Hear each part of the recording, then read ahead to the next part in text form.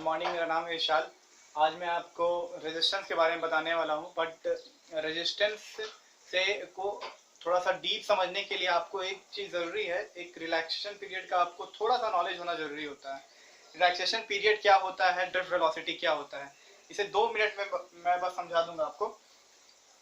जैसे कि यहाँ एक कॉपर वायर है और यहाँ साइड में इलेक्ट्रिक फील्ड हम अप्लाई करते हैं। अब इलेक्ट्रिक फील्ड अप्लाई करते हैं। अच्छा, इलेक्ट्रिक फील्ड से पहले यहाँ आपको एक चीज और समझा देता हूँ, जो कि सबसे पहले वीडियो में हम समझे थे। क्या था कि इलेक्ट्रॉन के मूव करने से ही इलेक्ट्रिक करंट जनरेट होता है।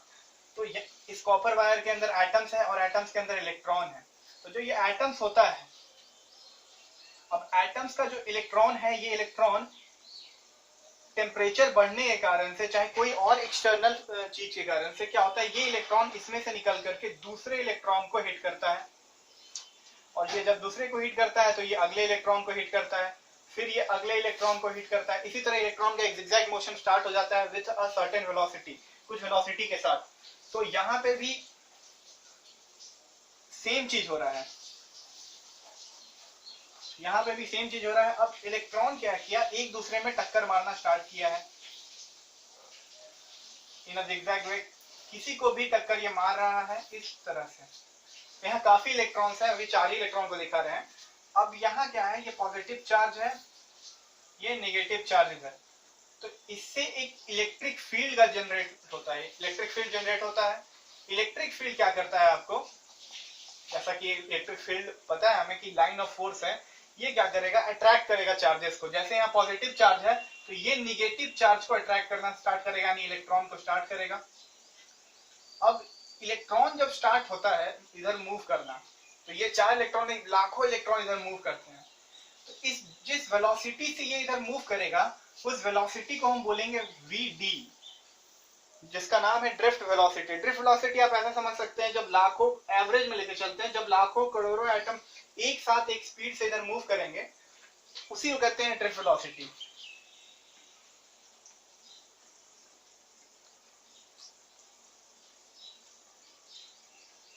ठीक है, और यही ड्रिफ्ट वेलोसिटी इलेक्ट्रॉन का मूवमेंट के कारण से आपका इलेक्ट्रिक करंट को जनरेट करता है। ठीक है, अभी तो ये आउट ऑफ सिलेबस है, आपको 12th क्लास में पढ़ना है, बट ठीक है।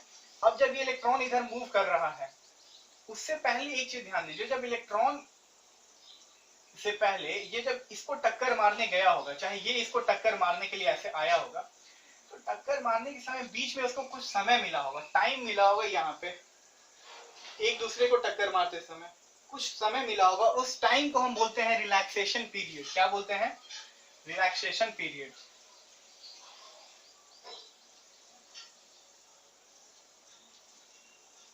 ये है हमारा रिलैक्सेशन पीरियड। अब रिलैक्सेशन पीरियड को हम टाउ भी बोलते हैं। ये कुछ इस प्रकार से लिखते हैं, इसको हिंदी में अगर प्रोनाउंस किया जाए तो ये टाउ है। ठीक है, अब ये जो रिलैक्सेशन पीरियड समझ के, अब थोड़ा आते हैं हम रेजिस्टेंस को। ये आगे हमारा काम करने वाला है, बहुत ज्यादा इंपॉर्टेंट रहेगा रिलैक्सेशन, ताकि हम थोड़ा और डीप नॉलेज जाने।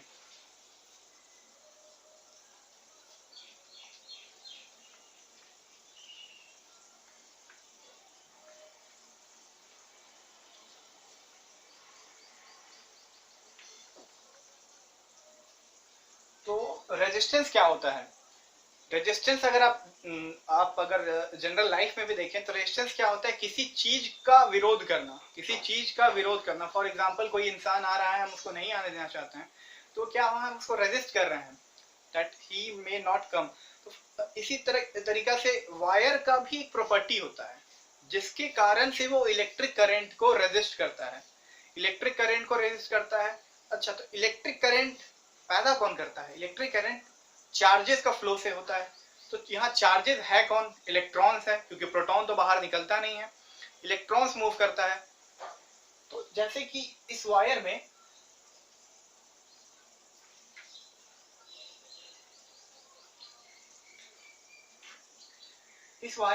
इलेक्ट्रॉन्स के मूवमेंट के कारण से ही इलेक्ट्रिक करंट जनरेट होता है। अब क्या है, ये वायर का ही एक प्रॉपर्टी एक होता है, इसको बोलते हैं resistance. The property of wire या the feature of wire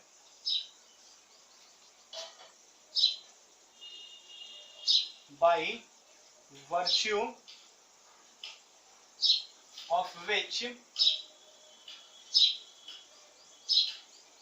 it opposes electric current.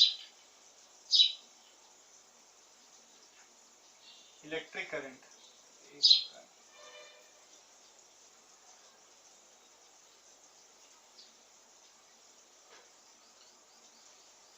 तो फैन खोलना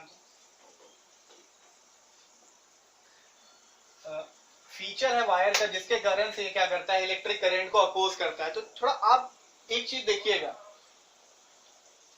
वायर में ही इलेक्ट्रिक करंट फ्लो करता है और वायर ही इसको अपोज करता है। और अभी एक चीज और जानते हैं कि जैसा हम जानते हैं कि कंडक्टर्स होता है और एक इंसुलेटर होता है, हम तो ये तो शुरू से पढ़ते आ रहे हैं हम लोग। एक कंडक्टर होता है और इंसुलेटर होता है। तो क्लास 8 में भी क्लास 8 में हम लोग पढ़े थे कि कंडक्टर क्या होता है भाई। कंडक्टर्स आपका कंडक्टर जो होता है हमारा इलेक्ट्रिसिटी को फ्लो होने देता है, और इंसुलेटर क्या होता है, इलेक्ट्रिसिटी को फ्लो होने नहीं देता है। ऐसा क्या चीज है जो कंडक्टर फ्लो होने देता है और क्या है जो इंसुलेटर नहीं फ्लो होने देता है? तो इसे कहते हैं भाई इसका एक बनावट। फॉर एग्जाम्पल अगर राह में वायर है, राह में ज्यादा रुकावट आएगा, ये वायर है, यहाँ मान लीजिए ज्यादा रुकावट है, तो ये इलेक्ट्रॉन जो मूव कर रहा है ये नहीं मूव कर पाएगा बहुत बढ़िया से। बट यहीं अगर ये रुकावट नहीं रहे तो ये इलेक्ट्रॉन बहुत अच्छा से मूव करेगा। तो ये डिफरेंस है, कंडक्टर में क्या होता है, रुकावट नहीं होता है, और इंसुलेटर में क्या होता है, रुकावट होता है, ज्यादा होता है रुकावट। इसलिए एक में अच्छा से इलेक्ट्रिक करंट फ्लो करता है, एक में नहीं फ्लो करता है। तो जो बार बार हम रुकावट बोल रहे हैं, वो रुकावट क्या है? एक्चुअली रुकावट कुछ है ही नहीं, वो इलेक्ट्रॉन्स के चलते ही रुकावट पैदा होता है। The fast moving electrons collide with each other, यही रीजन है रेजिस्टेंस का। ये इलेक्ट्रॉन जो है आपस में टकराते हैं, क्योंकि एक जो इलेक्ट्रॉन तो है नहीं, यहाँ बहुत सारे इलेक्ट्रॉन रहता है जो आपस में टकराते हैं, कोलाइड करते हैं, जिसके कारण से रेजिस्टेंस पैदा होता है। अब थोड़ा सोचिए, इलेक्ट्रॉन ही कारण है अपने खुद के रेजिस्टेंस का। अब ये वायर को जितना लंबा हम कर दें, अब जैसे एक ऑटो है, एक ऑटो चाहे एक रोड है, बहुत रोड है, और इस रोड में मतलब बहुत पतला रोड है, और इस रोड में हम बोल दिए कि 10 आदमी को एक साथ सट के चलना है। तो हम लोग क्या सोचेंगे भाई, कितना जल्दी रोड खत्म हो जाए ताकि क्या हो कि कम से कम हमको मेहनत लगे, रोड जल्दी खत्म हो जाए, हम लोग कम टकराएं। तो यानी इस समय कम रेजिस्टेंस होगा।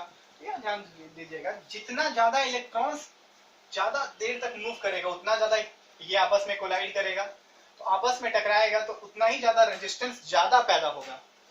तो यहाँ पे रेजिस्टेंस जो है डायरेक्टली प्रोपोर्शनल टू एल इसीलिए रहता है कि जितना ज्यादा लेंथ उतना ज्यादा कोलिजन, जिसके कारण रेजिस्टेंस बढ़ जाता है। अच्छा, यहाँ और एक कॉन्सेप्ट है, तो रेजिस्टेंस बुरा क्यों होता है? हम लोग इतना इसका ये जैसे हम लोग सोच रहे हैं, तो एक्चुअली में रेजिस्टेंस बुरा नहीं होता है, दोनों चीज होता है इसका, दोनों चीज है। कभी कभी बुरा भी होता है, कभी अच्छा भी होता है। बुरा क्यों है कि फॉर एग्जांपल मान लीजिए कि ये एक विलेज है, ये हमारा गांव है, और यहाँ से पावर ट्रांसमिशन है, यहाँ से हमारा पावर ट्रांसमिशन होता है। अब पावर ट्रांसमिशन पे हमने सोचा कि यहाँ 5000 जूल को इस जगह से यहाँ पहुंचाना है, और ये जो वायर है, ये हमारा लाइन में एक वायर है, वायर के थ्रू पहुंचाना है। अब होता क्या है, वायर्स में इलेक्ट्रॉन आपस में टकराते हैं, जब एक दूसरा कोई भी चाहे आपस में जब रब होगा तो वहां पे हीट एनर्जी प्रोड्यूस होगा। तो क्या होता है, वायर में जब इलेक्ट्रॉन टकराते हैं तो वहां से हीट एनर्जी का लॉसेस होता है, यहाँ पे हीट एनर्जी जो है बाहर निकल जाता है। मान लेते हैं कि भाई 2000 नहीं, चलिए 200 जूल ही निकल गया, जितना लंबा वायर उतना ज्यादा एनर्जी निकलता है, 200 जूल निकल गया, और इस गांव में और फैक्टर्स के कारण से 4500 जूल यहाँ पहुंचा। तो भाई ये 200 जूल क्यों निकला? ये हमारा एनर्जी का लॉसेस है। तो यही रेजिस्टेंस का खराबी है कि एनर्जी बहुत हीट के कारण से लॉस हो जाता है। इसी कारण से आप देखे होंगे कि हमारा जो इलेक्ट्रिक पोल्स है, जो स्ट्रीट में इलेक्ट्रिक पोल्स लगा रहता है, वो एक इलेक्ट्रिक पोल एक स्ट्रीट में नहीं लगा हुआ है, चाहे एक कॉलोनी में, वहां 4-4 इलेक्ट्रिक पोल्स लगा होता है ताकि लेंथ ऑफ वायर छोटा हो जाए। एक पोल से दो पोल के बीच का लेंथ फिक्स रहता है जिसके मिनिमम लॉसेज हो। तो ठीक है, डायरेक्टली प्रोपोर्शनल टू लेंथ। अब थोड़ा सोचिए कि अगर हम इसके एरिया को बढ़ा दें, अगर ये ऐसा एरिया है हम इसका एरिया दुगना कर दें, तब क्या होगा, इलेक्ट्रॉन्स जो है ज्यादा फ्रीली मूव करेंगे। एरिया ऑफ क्रॉस सेक्शन, अगर इसका ये एरिया ऑफ क्रॉस सेक्शन को बढ़ा दें तो इलेक्ट्रॉन जो होगा ज्यादा फ्रीली मूव करेगा। तो यहाँ पे जैसे ही ज्यादा फ्रीली मूव करेगा तो क्या होगा, कम टकराएगा। कोलिजन जो होगा फ्रीली मूव करेगा तो यानी कम कोलिजन होगा। जब लेस कोलिजन यानी रेजिस्टेंस क्या हो गया, हीट एनर्जी क्या हो गया, कम लॉस होगा। तो यहाँ पे इनडायरेक्टली प्रोपोर्शनल टू एरिया, इसका कहने का मतलब ये है कि भाई जैसे ही एरिया बढ़ाएंगे रेजिस्टेंस क्या होगा, कम हो जाएगा। तो अब देखिए, अब दोनों को कंबाइन करते हैं। जब दोनों को कंबाइन करते हैं तो यहाँ मिलता है हमको R is directly proportional to L upon A। और डायरेक्टली को हटाते हैं तो एक प्रोपोर्शनल कांस्टेंट आता है जिसका नाम है रेजिस्टिविटी। इसका क्या नाम है भाई, रेजिस्टिविटी। एक बार रब करके फिर से बताते हैं इसको ऊपर में।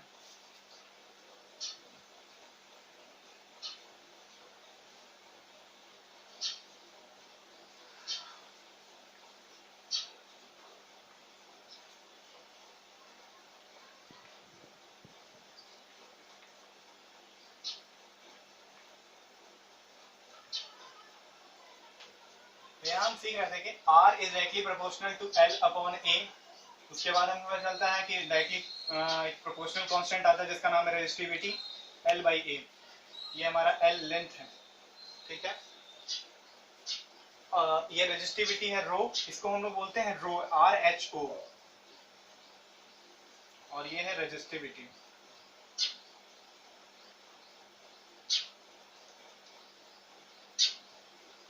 ठीक है। अब रेजिस्टेंस तो समझ में आता है कि भाई फ्लो ऑफ हमारा इलेक्ट्रिक करंट को रोकता है, खुद इलेक्ट्रॉन्स ही रोकता है इसमें। ये रेजिस्टिविटी क्या है, तो रेजिस्टिविटी का एक सबसे सिंपल डेफिनेशन यही होता है कि resistivity is nothing but resistance when length is equals to 1 metre. अब देखिए जैसे ये अब यहाँ पे अगर हम देख लें रेजिस्टिविटी का, यहाँ से फॉर्मूला निकाले तो A यहाँ चल जाएगा, L यहाँ नीचे आ जाएगा, तो क्या हो जाएगा यहाँ पे A अपॉन L। अब A अपॉन L हो गया। अब अगर एरिया को हम 1 मान लें, area of cross section of wire कितना हो गया 1 और लेंथ कितना है 1, तो रेजिस्टेंस क्या हो जाएगा,